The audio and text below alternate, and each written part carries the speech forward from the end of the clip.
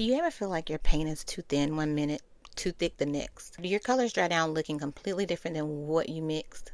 Or better yet, you start painting and then the doubt creeps in, like, what am I doing wrong? Why can't I get this layer to go on evenly? I got it right last time, now not so much. I have been there, having a tantrum on the floor, crying like a toddler, been there. And I used to think it was just me, that maybe I was not cut out for this. And it almost broke me.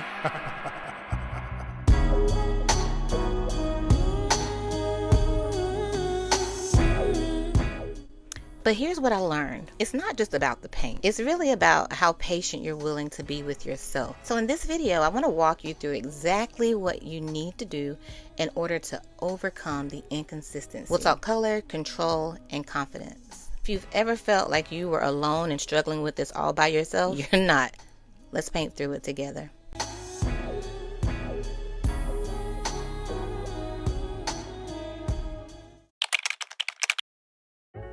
The supplies we're using today will be Thinning Medium, Genesis Heat Sets Flesh 03, Genesis Viridian Blue 02, Gamsol Odorless Mineral Spirits. We're beginning the shading layers on Kylie using the slightest touch of Viridian Blue Green to get rid of the red tint in the Flesh 03. I figured it would be easier to use a pre-mixed flesh color instead of creating one with primaries, especially since our ultimate goal is to learn control and consistency, really. So this first bowl is going to be Shade Mix 1 of 3 that we're making today. And in this mixture, you'll be using the paint, Thinning Medium, and the Gamsol. And I use a 2-to-1 ratio of Thinning Medium to pigment.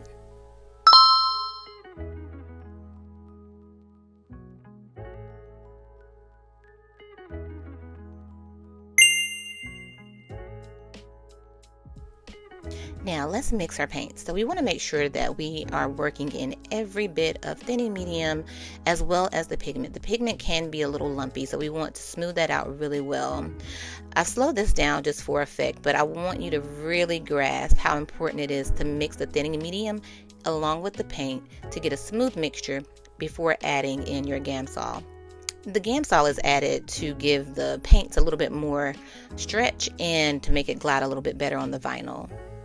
And it does lighten up in color when we add the Gamsol. Then after a minute or so, it does go back to its original color. Mixture 2 is going to be pigment plus Gamsol. I highly suggest using clear bowls or mason jars to help you with your mixtures. That way you can really measure and see through to ensure that you are working out any bumps and lumps in the process of mixing. We're going to make sure that the Gamsol covers just the very bottom of the bowl before we mix with quality brushes that are suitable for oil paints. One tip I'd offer is to mix against the bowl with the liquid to make sure that you're really working out anything that's left on the side of the bowl. This third mixture is going to be pigment plus Thinning Medium. So as you can see, I'm using this with a palette versus a bowl. I'm doing this to make sure I can really work out a smooth texture, because when you're using Thinning Medium, it's a bit stiff and it's harder to really emulsify whenever it's just up against the bowl. It's important to really use firm strokes whenever mixing this into the palette. If you have to pick up the palette to really go against the bottom of it, then do that, because it'll really help make sure that everything is smooth and creamy for application.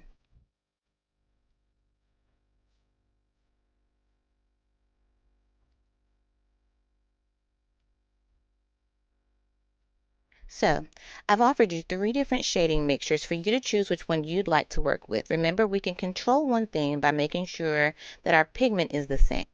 I strongly advise you to make your batches in advance of your painting session. I preserve my painting batches with cling wrap, putting it over the bowl after I'm done with it that particular day, so when I come back to it possibly the next day, then it's just the same as I left it.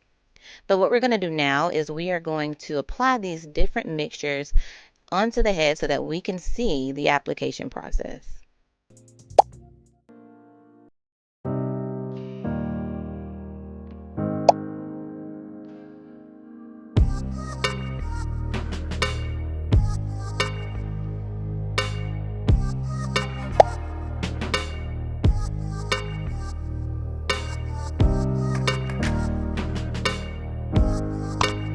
Note how much paint is coming out of the brush. You want to make sure that you go in with nice, thin, even layers. And you're going to stroke those layers a few times before you begin to pounce off the paint.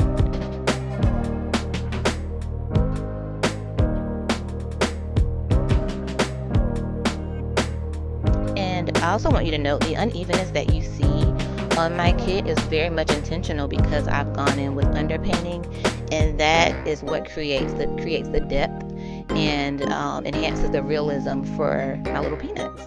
So we're going to go in with this clean cosmetic wedge and really pounce off as much paint as we can. I know you may think, well, aren't we just undoing everything we've done? Not necessarily.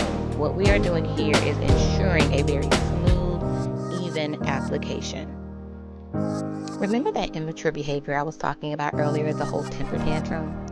Well, I'm not saying that you guys are going to resort to such behavior, but I understand what it's like to want something so bad and to not be able to do it, even though you tried and tried and tried. Be patient with yourself. If you need to walk away, walk away. Then come back at it with a clear mindset and give yourself some grace. It doesn't have to be perfect to be beautiful.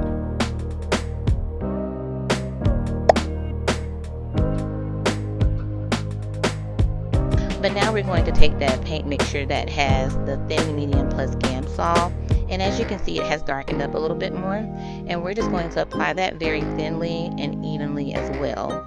And please note that you can go over a layer more than one time with your brush. That's very important to do so, just to make sure that everything is nice, thin, and even. And another thing for you guys to note, to make sure that you have the exact color that you're going for. Number one, use an inspiration picture. Number two, you want to do a swatch test on a piece of paper towel. So that way in the end, you don't feel as frustrated and you can be confident in knowing that the color is going to come out just how you want it to because you've already tested it against the paper towel. And of course, your application is smooth and even.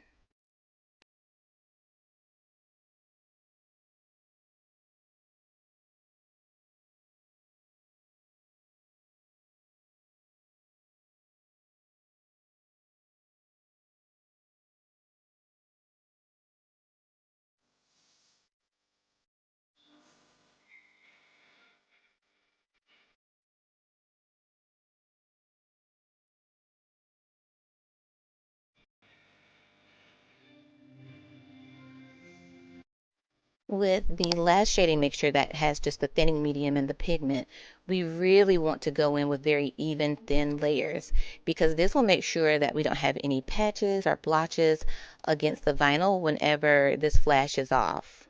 And what I mean by flashing off is when the liquid or mixture is dry or almost dry.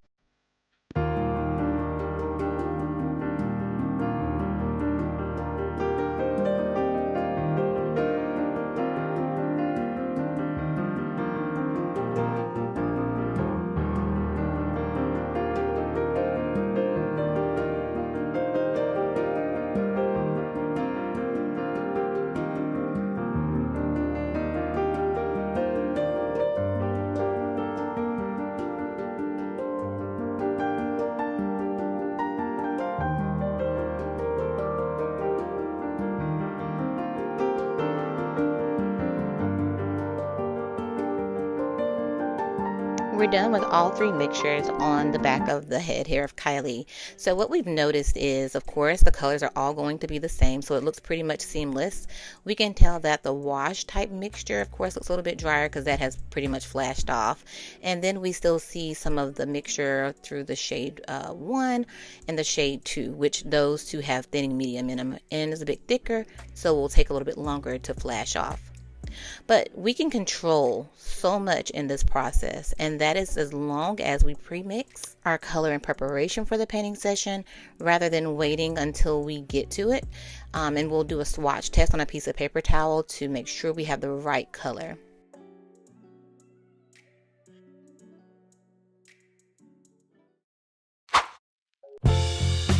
So just inspecting, it's flash cured for the most part.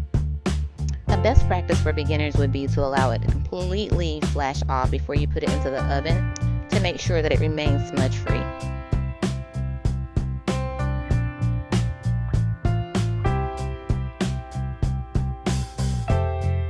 The marker that I use to create these sections is actually a water-soluble marker that I picked up from Hobby Lobby. So what we're going to do now is just remove this ink off of the head because we don't want to put it into the oven and have these lines get baked into it.